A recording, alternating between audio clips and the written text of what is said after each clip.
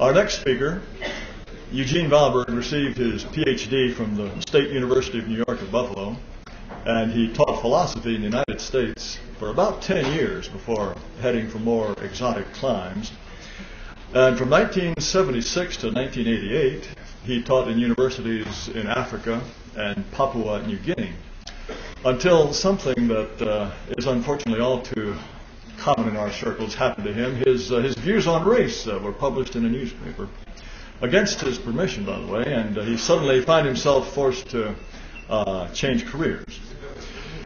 But since that time, Dr. Valberg has lived in Johannesburg, South Africa, where he's self-employed in various professions.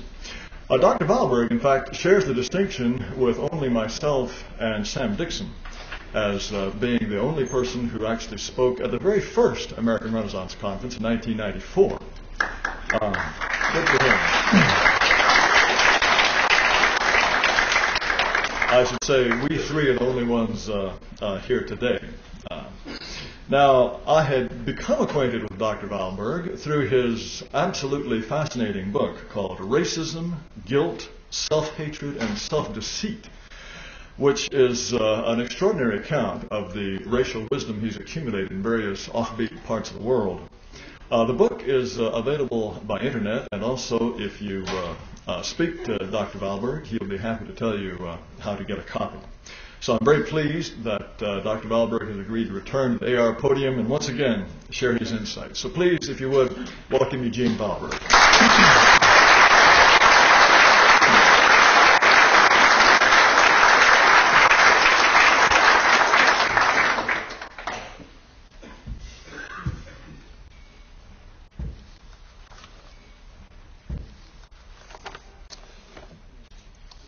My first inklings regarding African languages arose from a conversation with students in Nigeria about a coconut in a tree and how to say where it was.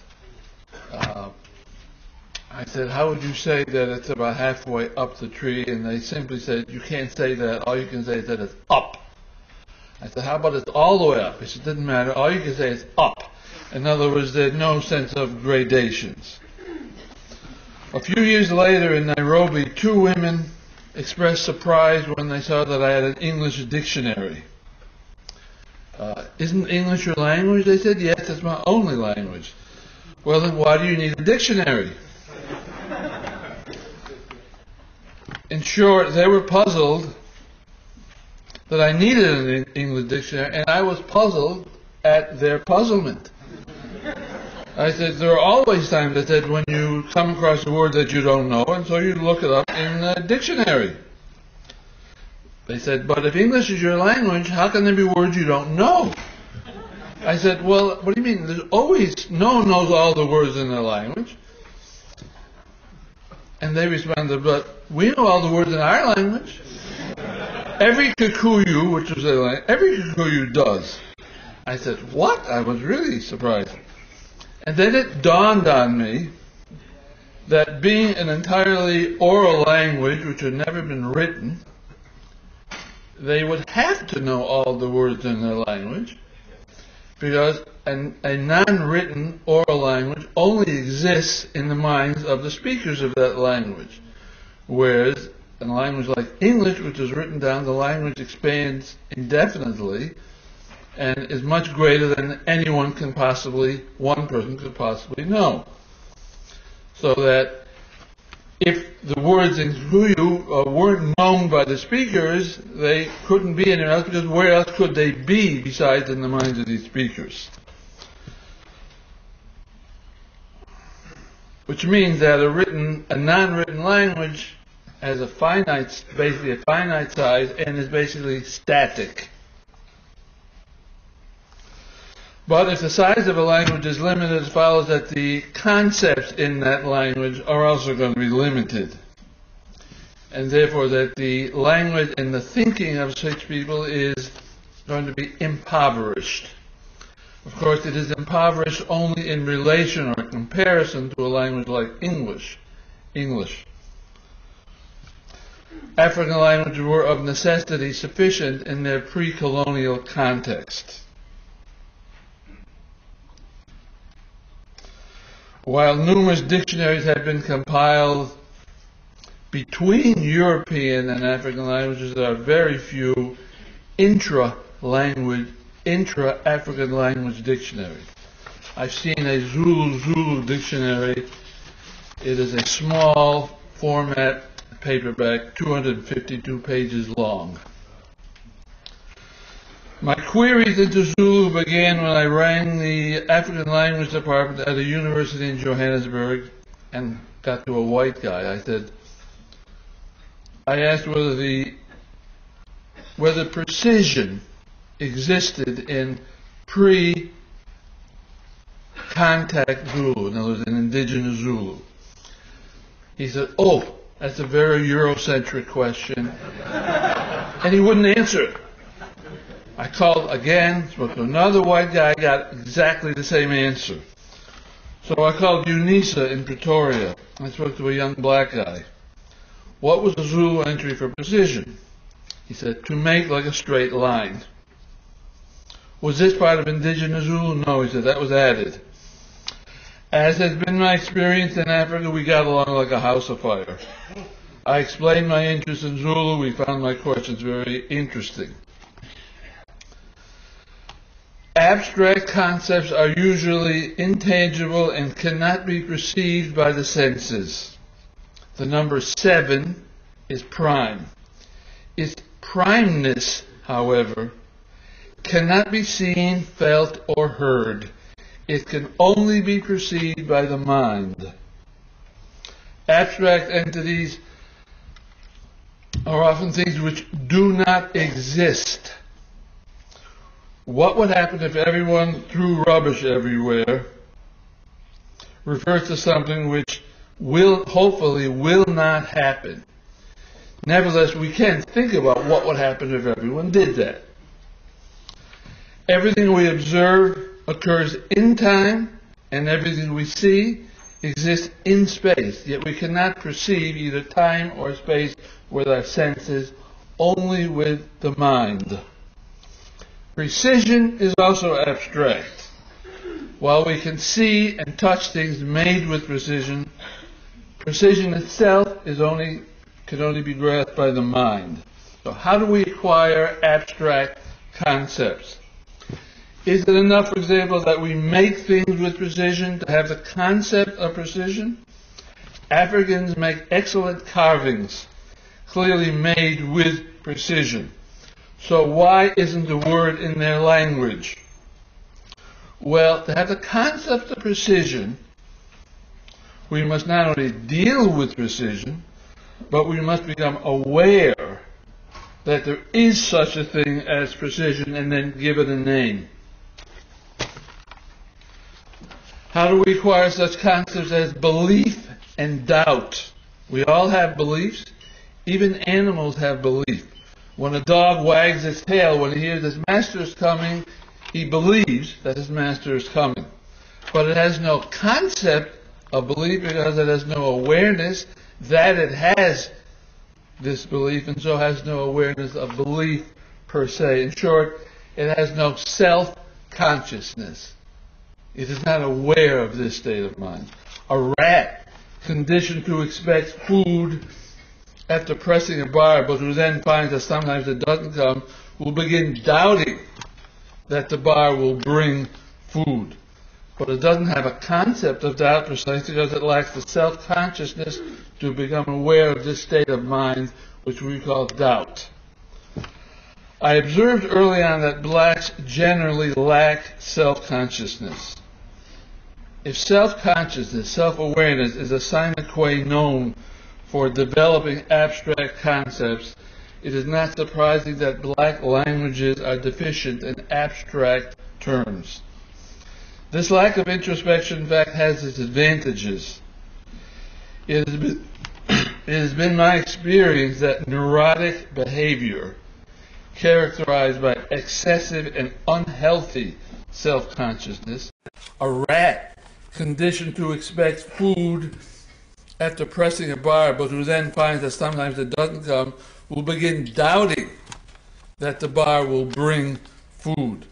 But it doesn't have a concept of doubt precisely because it lacks the self-consciousness to become aware of this state of mind, which we call doubt. I observed early on that blacks generally lack self-consciousness. If self-consciousness, self-awareness is a sine qua non for developing abstract concepts, it is not surprising that black languages are deficient in abstract terms. This lack of introspection, in fact, has its advantages.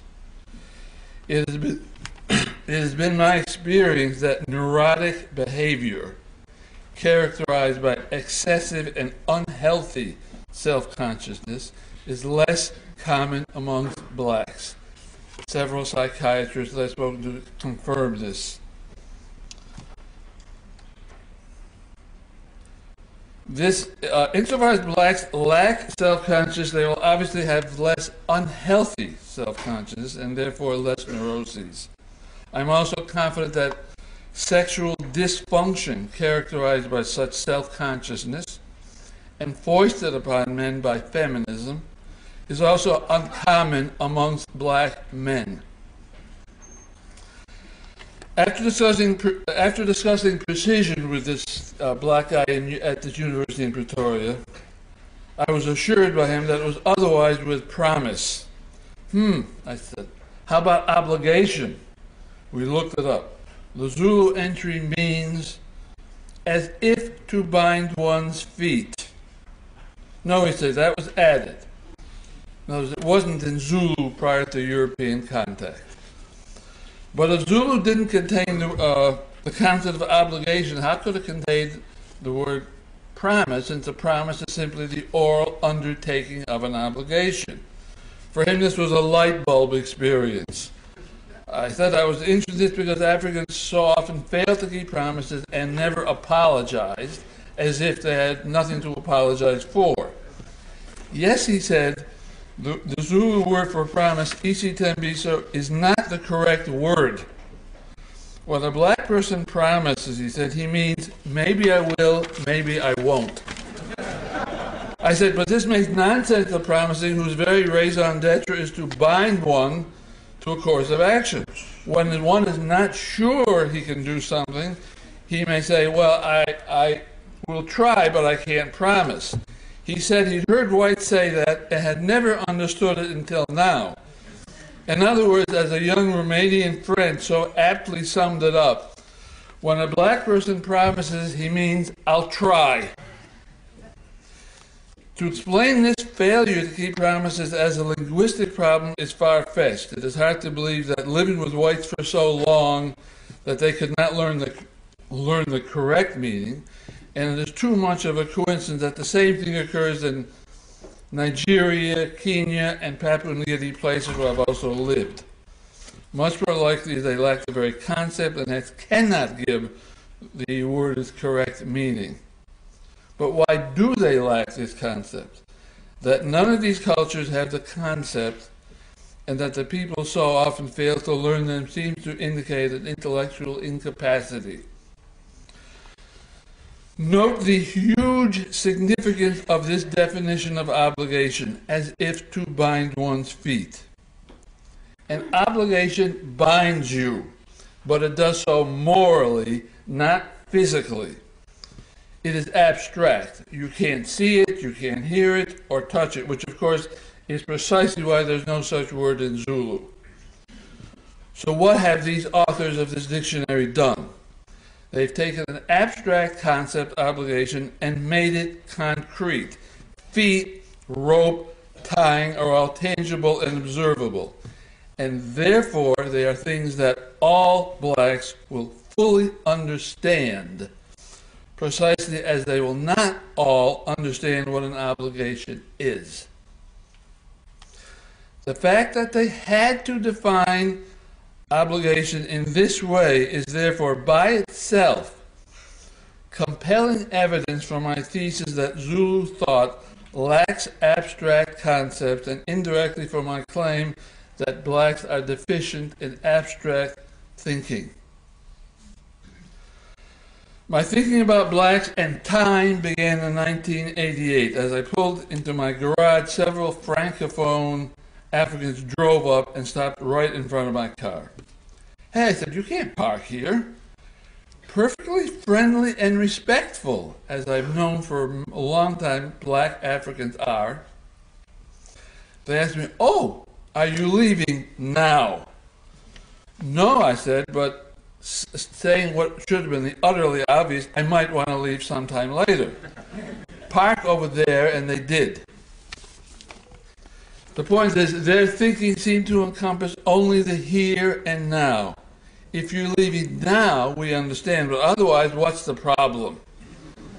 I had many other such encounters, and the key question was always, are you leaving now? The future does not exist. It will exist, but it doesn't exist now. Hence, people who have difficulty in thinking of things which do not exist will ipso facto have difficulty in thinking of the future. It appears that the Zulu entry for future, isikati, is the same word as the word for time, as well as the word for space. In other words, none of these concepts exist in Zulu thought, period. It appears also that there's no word for the past, meaning the time preceding the present.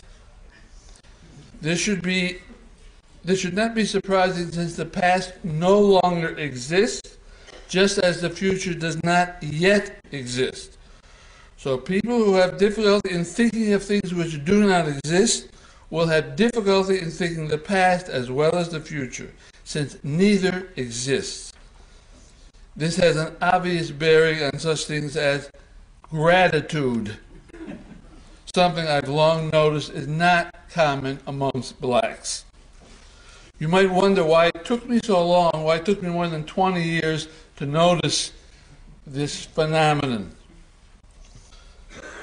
Briefly, I think it is because our assumptions about time are so bedrock that we're not even aware of having them. And therefore, we are not aware of the possibility that there might be some people who don't have them, who don't make these assumptions about time. Therefore, it's just not on our radar, and so, of course, we don't see it. An article in the South African Press in 2002 notes the problems that blacks have with mathematics. Quote, Xhosa, another major language in South Africa, is a language where polygon and plane have the same definition. Words like triangle, quadrilateral, pentagon, hexagon are defined by only one word. End of quote. In other words, it is a language in which these concepts simply do not exist. In America, blacks are said to have a, quote, tendency to approximate space, numbers, and time, instead of aiming for complete accuracy, end of quote. In other words, they are also poor at math. In other words, 7 times 7 is about 50. Notice the identical triumvirate of abstract concepts, space, numbers, and time, none of which can be seen, heard, or touched. Is it just a coincidence that these concepts with which blacks everywhere have such difficulties? The Zulu entry for number, by the way, ningi, means numerous, which is not at all the same as the concept of number. It is clear, therefore, that there's no such concept as number in Zulu. White rule in South Africa ended in 1994. It was about 10 years later that power outages started, which has recently reached epidemic proportions. One cause of this is deliberate load shedding, precisely because the Zulu government, the ANC government, which was specifically warned by government parastatal in 1999 to build more power plants, did not. Enough said. The other is the breakdown ended in 1994. It was about 10 years later that power outages started, which has recently reached epidemic proportions. One cause of this is deliberate load shedding, precisely because the Zulu government, the ANC government, which was specifically warned by government parastatal in 1999 to build more power plants, did not. Enough said.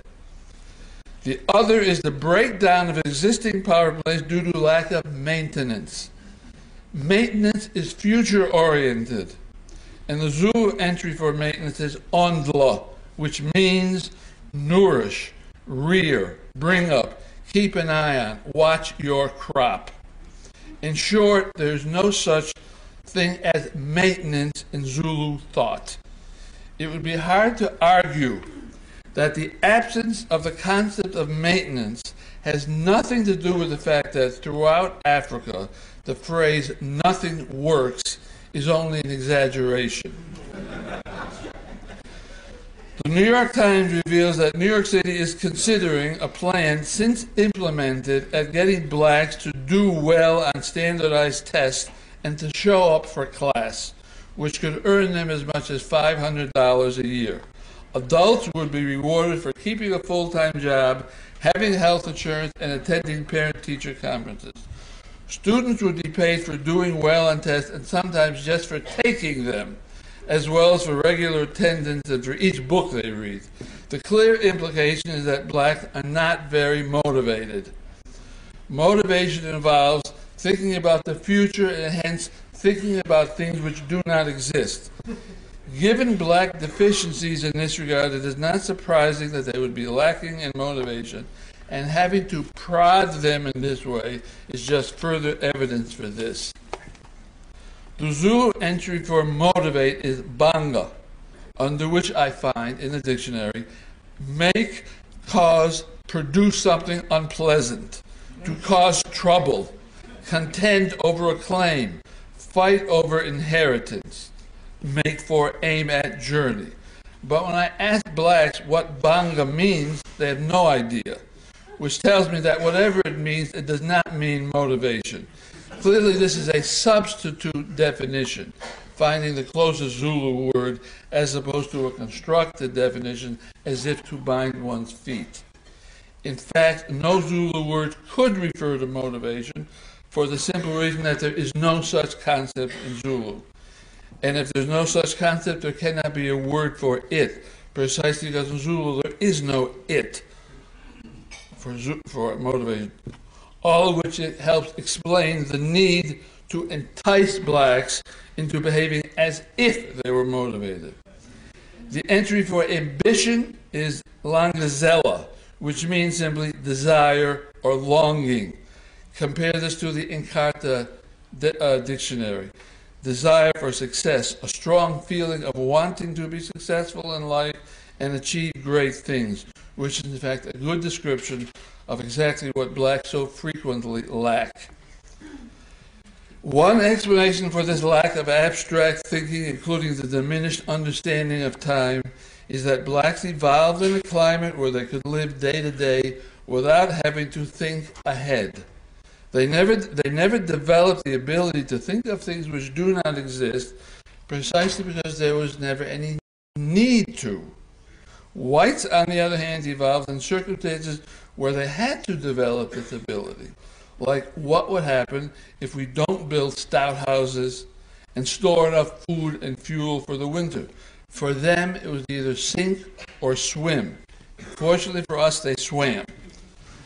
The New York Times article mentions Darwin Davis of the Urban League as cautioning that the money offered for this attending class, remember, was relatively paltry, wondering how many tests would they need to pass to buy the latest video game.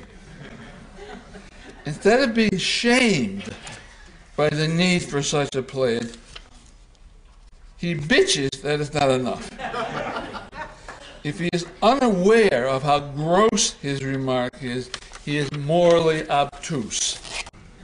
Even so, you would still expect them to know that most people would find it offensive. In fact, however, this is precisely how blacks often do understand morality, as what others tell them or expect them to do. Yet for many blacks, even this externally based morality has failed to take hold, which makes sense, because this external type morality is dependent on enforcers. But since these have long since disappeared, there is nothing left, neither the internalized morality, the real thing, or the external form. In the early 1990s, I heard of an American linguist who had spent many years in Senegal studying their languages and who made some remarkable discoveries. Whereas Western cultures internalize norms, don't do that to a child becomes, I mustn't do that for an adult. African cultures did not. There were only external trolls from tribal elders and so forth. When they were detribalized, these external constraints disappeared. Since there were never any internal constraints, you get the result of this lack of self-control, crime, drugs, promiscuity. Where there has been some substitute control, as in white-ruled South Africa, colonial Africa, or the segregated American South, this behavior was kept within tolerable limits. But when even such controls disappear, you typically see indiscriminate and unbridled violence.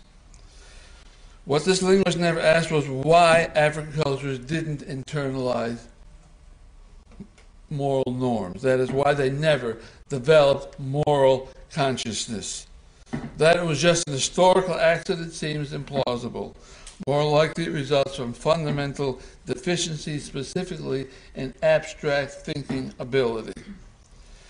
In an article in the Boston Review, a distinction is made between conventional and moral rules. Conventional rules are merely supported by authority and can be changed. Moral rules, on the other hand, are not subject to such change and are not based on conventional authority. Quote, even 3-year-old children distinguish between moral and conventional transgressions. The only exception, according to James Blair of the NIH, are psychopaths, those exhibiting persistent aggressive behavior.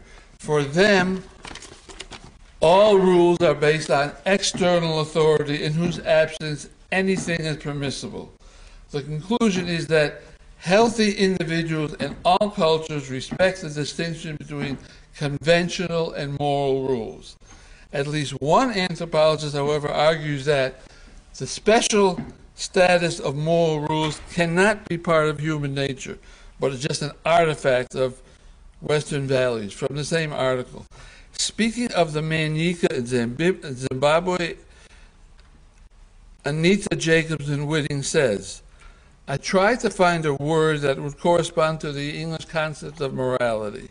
I explained what I meant by asking informants to describe the norms for good behavior towards other people. The answer was unanimous. The word for this was tsika.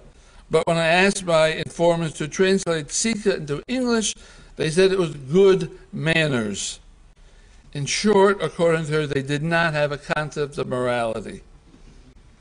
But if awareness of the difference between moral and conventional rules is virtually universal, how does one explain its absence in these two widely separated black societies, Senegal and Zimbabwe?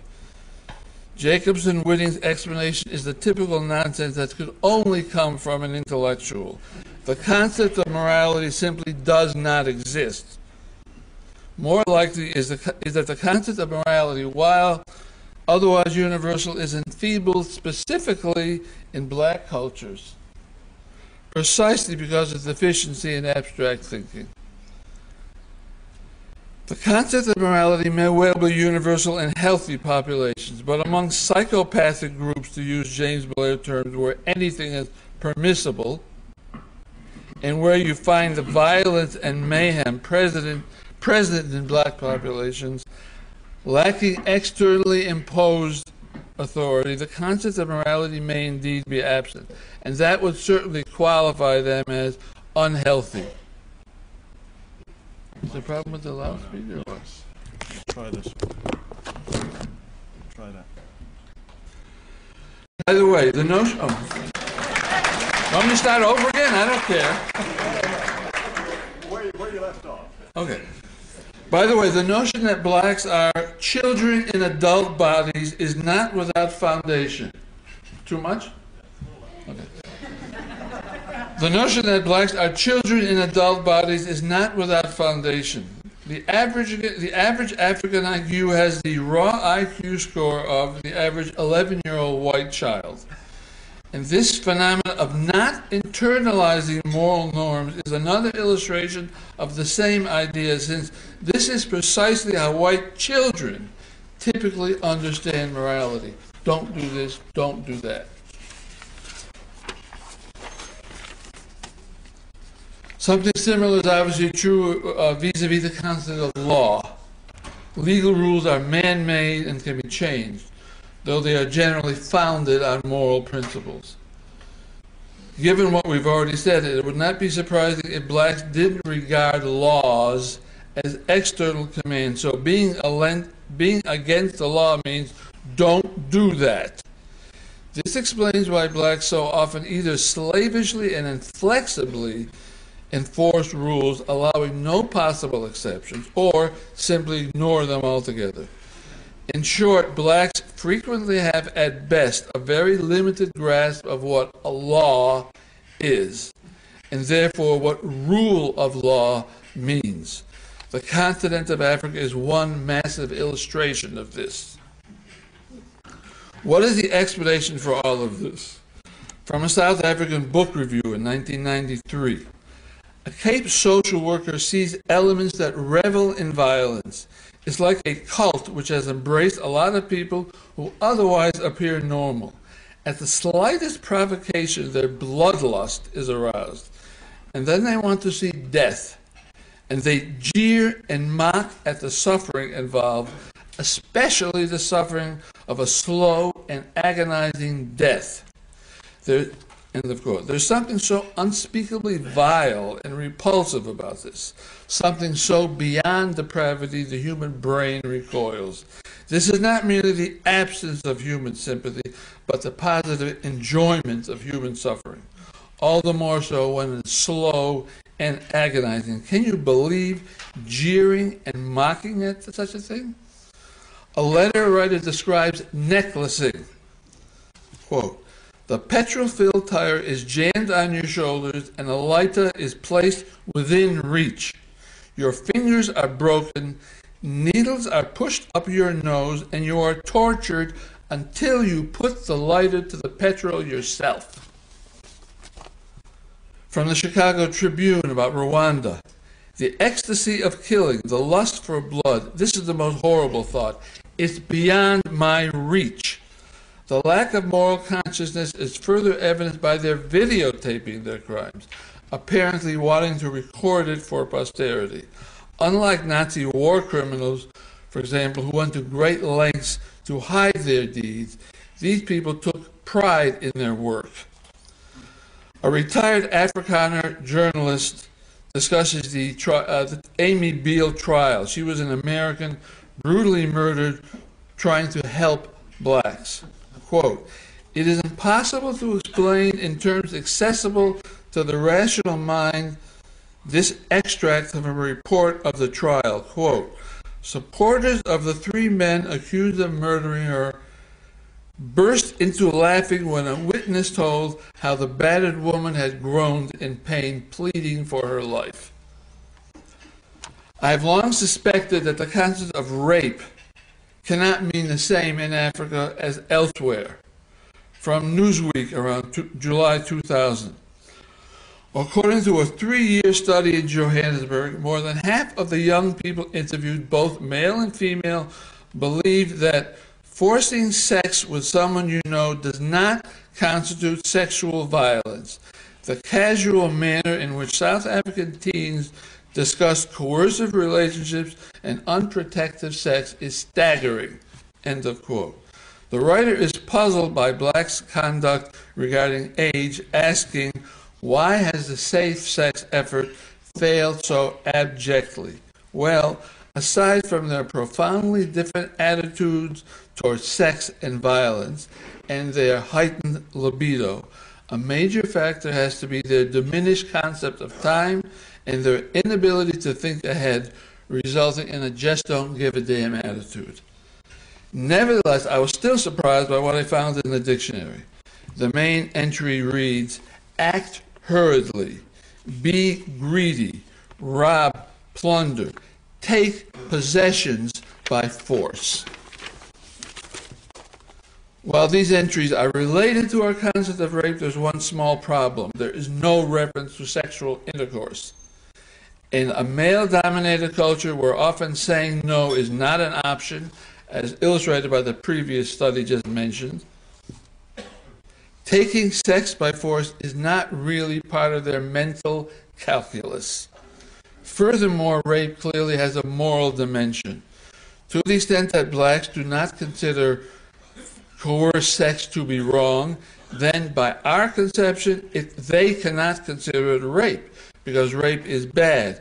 If such behavior isn't bad, it isn't rape. But why don't they think coercive sex is wrong? To the extent there's no option of saying no, then from their perspective, it isn't really forced in the first place. And to the extent that blacks are deficient in moral consciousness, they will have difficulty in understanding that even unambiguously coercive sex is wrong in the first place. Either way, there appears to be no place for our notion of rape. I recently saw a few minutes of a TV program in South Africa where the topic of conversation was having sex for money. Of the several women in the audience who spoke up, not a single one questioned the morality of this. Indeed, one plaintively asked, why else would I have sex with a man? Clearly indicating that she could not imagine any other reason. This and other experiences of mine clearly leaves little doubt in my mind that the notion of romantic love is generally alien to blacks, and I would be very surprised if it were different in America. In teaching ethics, I would use the example of Alfred Dreyfus, a Jewish officer in the French army who in the late 19th century was convicted of treason even though the authorities knew he was innocent. Admitting this mistake, it was said, would have a disastrous effect on military morale and would cause great social unrest. I would in turn argue that certain things are wrong, not because of their consequences, but are intrinsically so. Even if the consequences of freeing him would be disastrous, and much worse than letting him stay in prison, he must be freed because it is unjust to keep an innocent man in prison. To my amazement, however, when I discussed this in a class in Kenya, every single student said he should not be freed. In all my years of teaching, I'd never seen this response.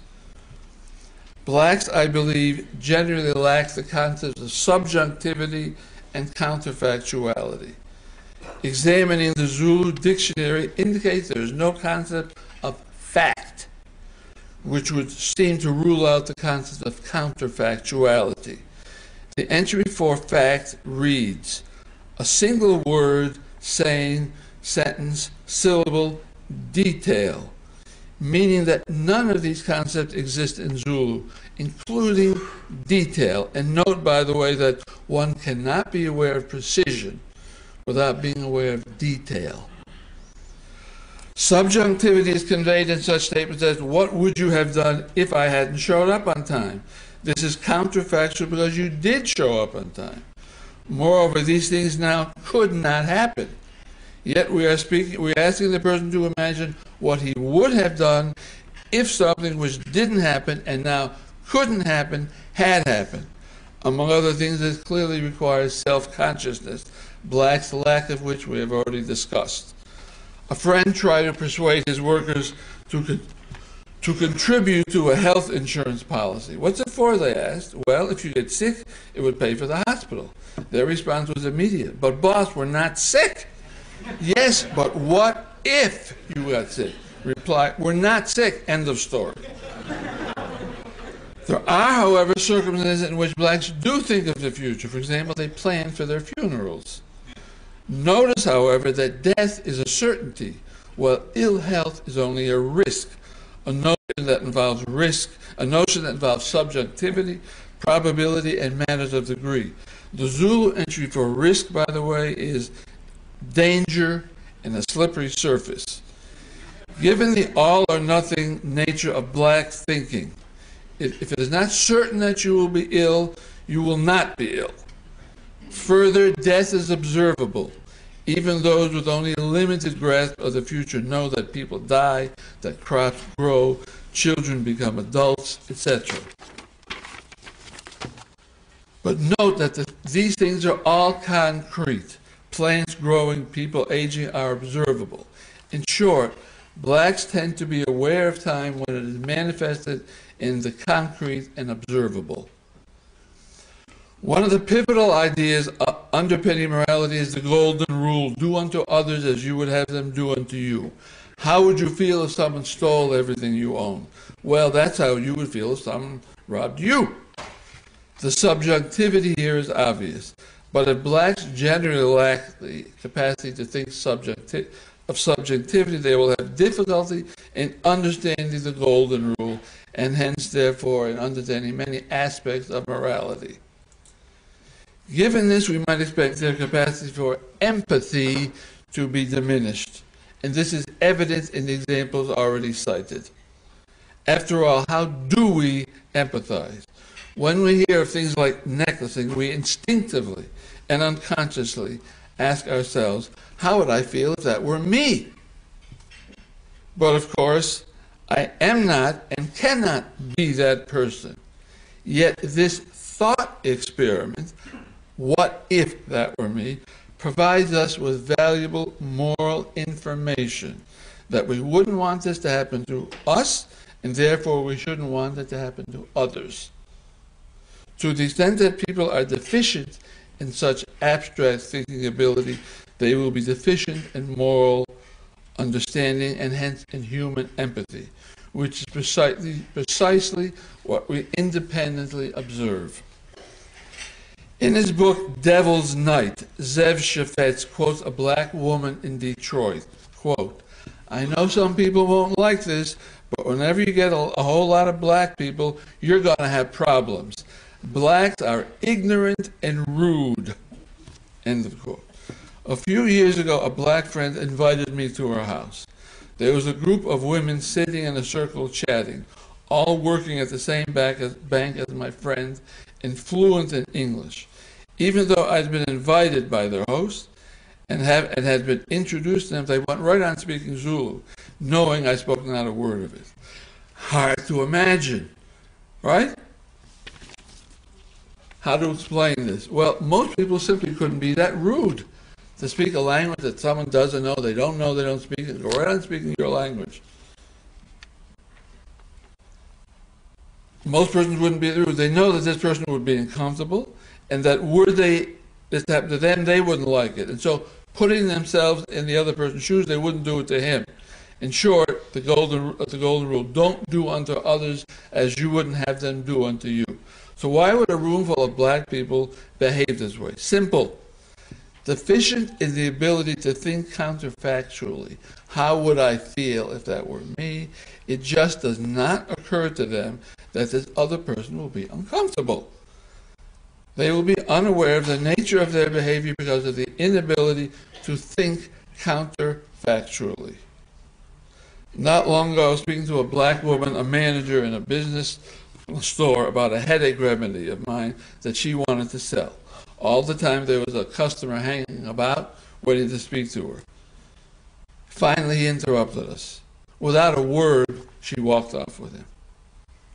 It was certainly right for her to take care of business before personal business. But normally a person would say, sorry, I got to take care of this, I'll be right back. She just walked off. Why? Her behavior simply illustrated rudeness and the lack of ability to think abstractly. A friend raised the question of how this woman would have felt if someone behaved this way towards her, suggesting that she might have been insulted or felt bad at all. And she was quite right.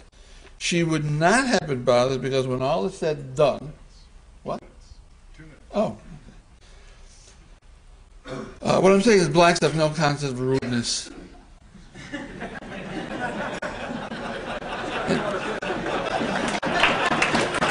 And you could easily say that when they are rude, they do not know, they don't know they're being rude, and from their perspective, they're not being rude. Finally, I just want to mention something about littering. I have a long quote from a book by Walt Harrington, a white guy married to a black woman with 2 half-black children. He's driving somewhere and he sees a car in front of him, throw out a bag of rubbish out of the car. He says to himself, I'll bet they're black. And then he's ashamed of himself. He says, I'm married to a black woman. He drives up, sure enough, they are black. Then he relates an incident where he's driving into a McDonald's drive-in, and he sees the car in front of him as 4 blacks. He says, oh, we're going to be waiting here forever. He says, again, I'm being racist. What? They do wait forever. They're changing their order, arguing with each other. And how do you explain black littering? Is anyone here think they can explain why blacks in Africa and in America and everywhere litter? The answer is by now pretty obvious. Why? If you want to know why blacks litter, you must ask why whites don't as much. We have learned from sometime at an early age to think subliminally, subconsciously, what would happen if everyone just threw stuff wherever they wanted to? It'd be a mess. We don't. Blacks are relatively incapable of thinking like that. If people are incapable of thinking like that, that idea, that behavior is unlikely to arise in their culture. Simple as that.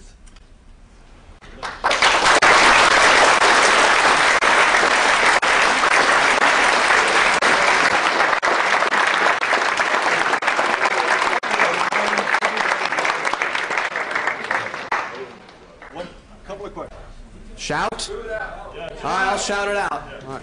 Don't be rude. I won't be. Dr. Valberg, welcome to a fellow New Yorker. I actually wrote this question down. The program you're talking about, New York City, about paying students and parents. Now, I'm teaching It's been implemented, I believe. Yes, well, let me explain. First off, that's the only thing to be grateful for is that right now is private money. So that's not taxpayer money yet, but I'm sure it'll get there. Okay? I was on the New York City School Board, which is the public schools, for 12 years. I teach now in a private school. My question to you is, and by the way, I'm administrator in the private schools. I'm in charge of discipline and student affairs, a fun job. Now, big problem is that many students simply don't show up to school and show up whenever they feel like it, and the truancy rate is very low. In other words, the parents are enablers. And it's sort of a cultural, they don't feel that they're doing anything wrong. And I'm on the phone, it's like, why don't you get your kid to school? And they feel it's not a big deal. My question to you is, in Africa, what is the mentality about, the attitude about going to school, making sure you're at school, parents making sure that their kids are at school, and the idea that you should be working hard, getting yourself there, and studying and being punctual? What is the mentality about all Well, that? I can't really speak in detail, not having children to send to schools. I do know that, of course, immediately at the end of white rule, tens of thousands of black parents wanted to send their children to previously all-white schools, government schools, right? And they did. And what I do know is that once these schools became like 40, 50, 60% black, of course, the theft petty crime skyrocketed. You couldn't leave something for 2 minutes. And eventually, when they got like 80% black, these black parents, often working class domestic servants, took their kids out of those schools because they were too black. They didn't know, they no longer wanted to send their kids there because it was exactly what they were trying to get away from. And it's the same thing with residential neighbors. They all want to live in a white neighborhood. They all go there. It's no longer a white neighborhood, and then they leave. So it's like the kind of the paradox of integration. When you want to, get blacks want to get into a white neighborhood or white school, it becomes black. As far as I know, there's still a lot of, they want to go to a white school, but they don't know what education is. They just know. Their attitude towards education is a kind of black witchcraft. They believe that education is the white man's magic. You go to school, especially university, you get a piece of paper called a diploma. That doesn't represent you've learned anything, because they don't understand that you have knowledge and skills. They don't understand that. All they know is what whites tell them. University diploma is a ticket to success. Meaning, to them, it's a talisman. It's a magical piece of paper. You get that piece of paper, and you're going to be rich and powerful. So to them, it wouldn't matter if someone cheats and makes a phony document. It's exactly as good as getting a real one, because it means you have the magical piece of paper. So they still do want the children to go to schools. They want them to be educated, but really, they don't know what that means. Yeah, Beyond getting this magical piece of paper. This is a fascinating conversation. It could go on a long time, but we're going to have to stick to our schedule here. So please.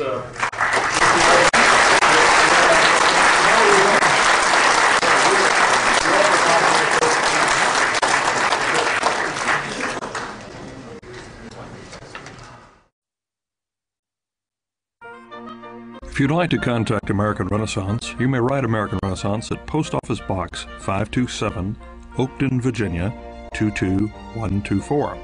If you'd like to call American Renaissance, the telephone number is area code 703-716-0900, and American Renaissance's fax number is area code 703-716-0932.